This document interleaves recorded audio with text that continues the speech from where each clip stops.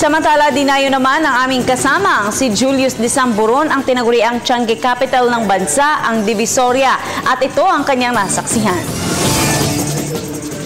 Ilang oras bago sumapit ang araw ng Pasko, dagsana ang ating mga kababayan sa tinaguriang Tiangge capital ng bansa, ang Divisoria sa lungsod ng Maynila. Halos hindi na mahulugang karayom ang magkabilang bahagi ng Divisoria, sabayan mo pa ng kaliwat ka ng mga tindahan ng mga laruan, damit at sapatos.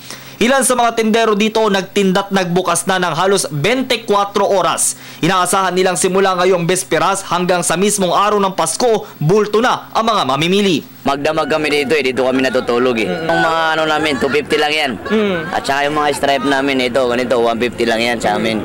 Marami na bang namili ngayon? Oo, marami. Kasi mura sa amin mahal sa mall Pero sa Pasko, inaasahan ninyo mas marami pa mamimili? Siyempre, yan ang regalon sila di ba? Wala namang naging pagtaas sa presyo ng ilang produkto dito ayon sa mga nagtitinda. Patok din dito sa Divisoria ang mga gift wrappers at gift boxes na nagkakahalaga ng 4 hanggang 20 piso. Gano'n nakarami yung naibenta nyo? Naka 3,000 na rin po. 3,000 na rin? So, ngayong maghapon lang. Hanggang 24 dagsa po yan. Kasi mga pahabol before pag New Year, meron pa rin. Sa mismong Pasko, open kayo? Opo, yung bibilhin nila, ingatan lang nila na magusot din. Kasi kahit na anong ganda ng wrapper na nabili nila, pag nagusot, pangit na din syempre. Hindi na presentable yung dating. Kung susuyurin mo ang buong Divisoria, makakapamili ka ng mga mura at mababang presyong mga laruan. Kung ikaw ay mahigit sa 10 inaanak, may bilihan ditong nasa 20 pesos kada isa.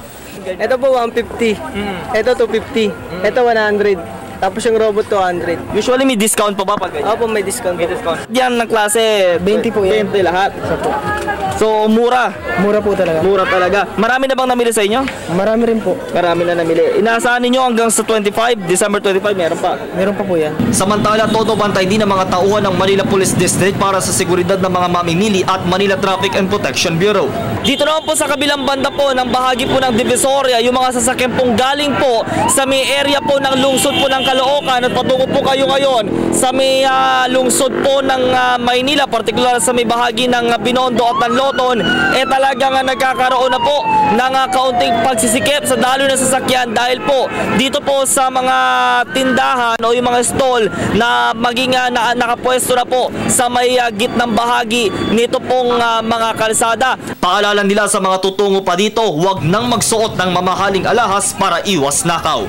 Para sa Telebisyon ng Bayan, ako si Julius Disamburon.